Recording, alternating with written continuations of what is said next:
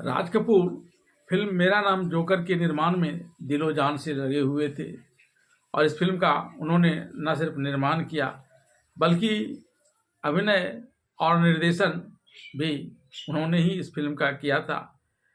इस फिल्म के लिए उन्होंने सिम्मी ग्रेवाल, पद्मिनी जैसे प्रमुख देसी अदाकाराओं को तो लिया ही, रूसी अदाकारा को भी इसमें उन्होंने फिल्मांकित किया था।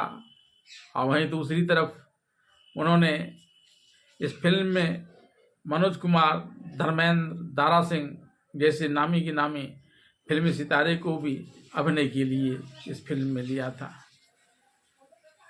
लगभग 6 साल तक इस फिल्म पर लगातार काम करते रहे, एक एक बारीकियां देखते रहे, कहीं कोई गलती नहीं छूटी और किसी भी प्रकार की कोई कठिनाई इस फिल्म के निर्माण, निर्देशन या अभिनय में न आए, इसके लिए उन्होंने अपने मकान तक को गिरवी पर रख दिया था।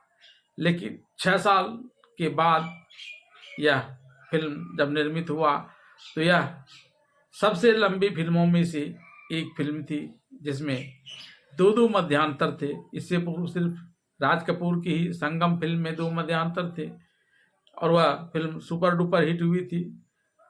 मेरा नाम जोकर में भी 2 मध्यांतर थे, सबसे लंबी फिल्मों में से एक थी। शंकर जयकिशन जैसे संगीतकार लिए गए थे, यानी हर कुछ परफेक्ट राज कपूर की देख रेख में चल रहा था।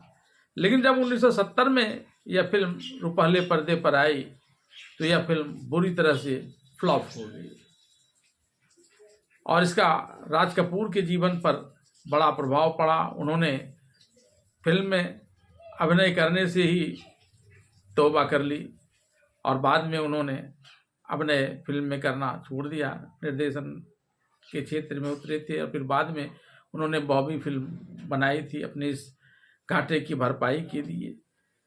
लेकिन यह फिल्म उतनी बुरी नहीं थी, यह फिल्म कई खूबियों वाली फिल्म थी और यही कारण था जबकि इसका संक्षिप्त रूप 1980 में रुपहले पर्दे पर दोबारा लाया गया तो यह फिल्म सुपर डुपर हिट हुई थी। आइए जानते हैं फिल्म मेरा नाम जोकर की कहानी को। बात फिल्म मेरा नाम जोकर की कथानक की जाए तो इसकी शुरुआत 3 महिलाओं, मेरी जिसकी भूमिका सिम्मी ग्रेवाल ने अदा की है, मरीना जिसने सोनिया रिपब्लिकना की भूमिका अदा की है और मीना जिसकी भूमिका पद्मिनी ने अदा की है, उसे एक एक खिलौना जोकर भेजा जाता है और प्रसिद्ध जोकर राज रणवीर उर्फ राजू जिसकी भूमिका राज कपूर ने की है कि अंतिम प्रदर्शन के लिए आमंत्रित किया जाता है, जो 20 वर्षों में पहली बार मंच पर दिखाई देते हैं। इन 3 महिलाओं की कहानियां और राजू के साथ उनके संबंधों को उसके प्रदर्शन के दौरान फ्लैशबैक की तरह एक श्रृंखला के माध्यम से बताया जाता है। पहली श्रृंखला में 16 साल के एक गोल मटोल अनाड़ी के रूप में राजू अपने स्कूल के साथियों के बीच क्लास के जोकर के रूप में जाना जाता है। अपनी निजी ईसाई स्कूल के बाकी छात्रों के विपरीत राजू गरीब है और अपनी माँ के साथ पास में ही रहता है और उसके अलावा उसके परिवार में कोई नहीं है। जब स्कूल में एक नई शिक्षिका मेरी आती है तो वह राजू को उसके महत्वाकांक्षाओं को खोजने के लिए प्रोत्साहित करती है और उसे खुद पर अधिक आश्वस्त बनाती है।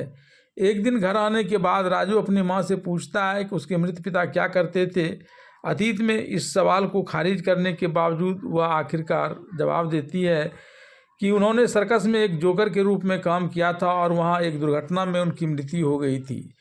राजू घोषणा करता है कि वह बिल्कुल अपने पिता की तरह बनेगा और सभी को हंसाएगा, जिससे उसकी माँ को डर लगता है, जो कहती है कि उसके पिता ने उसे केवल आंसू दिए हैं।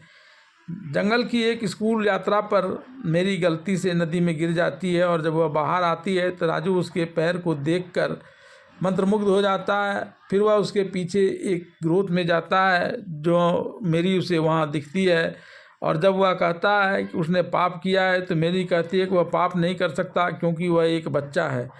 राजू जवाब देता है कि वह एक बच्चा नहीं है, जब मेरी और बाकी छात्र छुट्टियों के लिए चले जाते हैं तो राजू उसे एक खिलौना जोकर उपहार में देता है और उसके पिता के पास था। बाद में वह स्कूल में अकेला और उदास घूमता रहता है। जब मेरी वापस आती है तो राजू यह देखकर चौंक जाता है कि उसके साथ डेविड, जिसकी भूमिका मनोज कुमार ने अदा की है, नाम का एक पुरुष साथी है।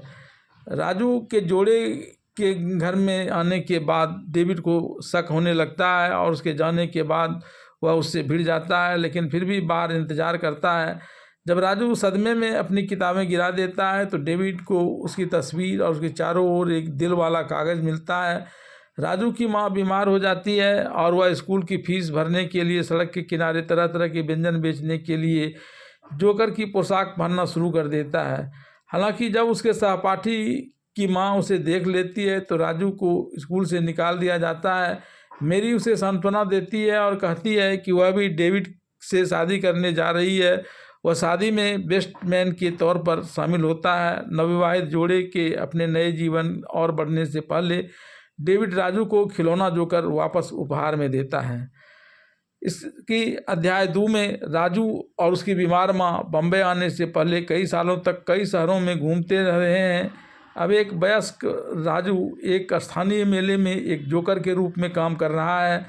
जब रूसी मनोरंजनकर्ताओं का एक समूह भारत सोवियत संबंधों को बढ़ावा देने के लिए जेमनी सर्कस में आता है तो वह उसके साथ चुपके से घुस जाता है और उसका पहला भुगतान जेब में डाल लेता है। राजू दावा करता है कि वह रूसी सरगना है, जो तुरंत जेमनी के अपने सरगना शेर सिंह, जिसकी भूमिका दारा सिंह ने अदा की है, को उसके खिलाफ साजिश रचने के लिए मजबूर करता है। अपने शुरुआती प्रदर्शन के दौरान शेर सिंह रोशनी बंद कर देता है, जो राजू को एक खतरनाक स्थिति में डाल देता है। असली रिंग मिस्टर के आने के बाद शेर सिंह राजू को बचाता है और उसे खुद समझाने के लिए एक बैठक में ले जाता है। राजू बताता है कि उसे अपनी माँ की देखभाल करने के लिए नौकरी की ज़रूरत है और उसे सर्कस में आने के लिए इस नाटक का सहारा लेना पड़ा। उसकी क्षमता को समझते हुए सर्कस के मालिक महेंद्र कुमार, जिसकी भूमिका धर्मेंद्र ने अदा की है, उसे काम पर रख लेते हैं। मुख्य ट्रेपेजिस्ट मरीना, जो रशियन अभिनेत्री है, उसे वह जब नोटिस करती है और भाषा की बाधा के बावजूद वे करीब हो जाते हैं, वह अपनी माँ के पास वापस जाता है और उसे बताता है कि उसे नौकरी मिल गई है, लेकिन विवरण नहीं बताता। उसे उम्मीद है कि वह परिवार को पूरा करने के लिए एक पत्नी ढूंढने में सक्षम होगा। जल्दी ही राजू को एक जोकर के रूप में काम पर रखा जाता है और अंततः वह मरीना के प्यार में पड़ जाता है और उसका खिलौना जोकर एक बार फिर से उसे दे दिया जाता है। हालांकि महेंद्र उसे याद दिलाता है कि कलाकार जल्द ही वापस चले जाएंगे और उसके प्यार को हतोत्साहित करता है।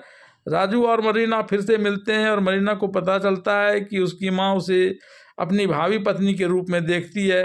वह फिर से उससे मिलने जाती है, लेकिन उसे छोड़कर खिलौना जोकर आंसू बहाता हुआ चला जाता है। राजू की माँ को खिलौने को लपेटे हुए पोस्टर के माध्यम से पता चलता है कि वह एक बार फिर एक जोकर है और रूसियों के अंतिम प्रदर्शन के दिन सर्कस में भाग जाती है और उसे ट्रेपेज पर देखकर राजू की माँ मर जाती है। उस दुर्घटना को याद आती है जिस कारण उसके पति की मृत्यु हुई थी।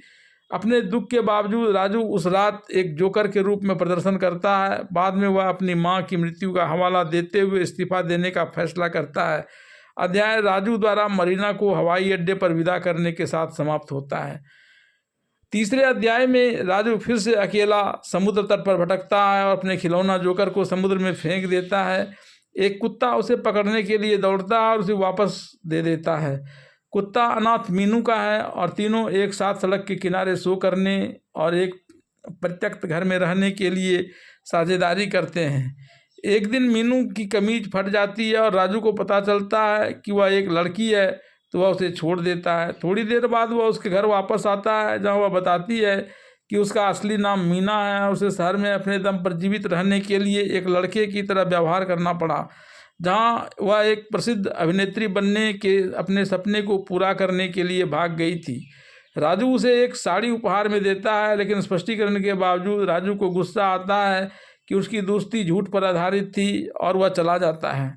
मीनू द्वारा उसके प्रति अपने प्यार को कबूल करने के बाद राजू अपना मन बदल लेता है। उसके गायन पर ध्यान दिया जाता है और दोनों एक कव्वाली स्थल पर प्रदर्शन करना शुरू कर देते हैं।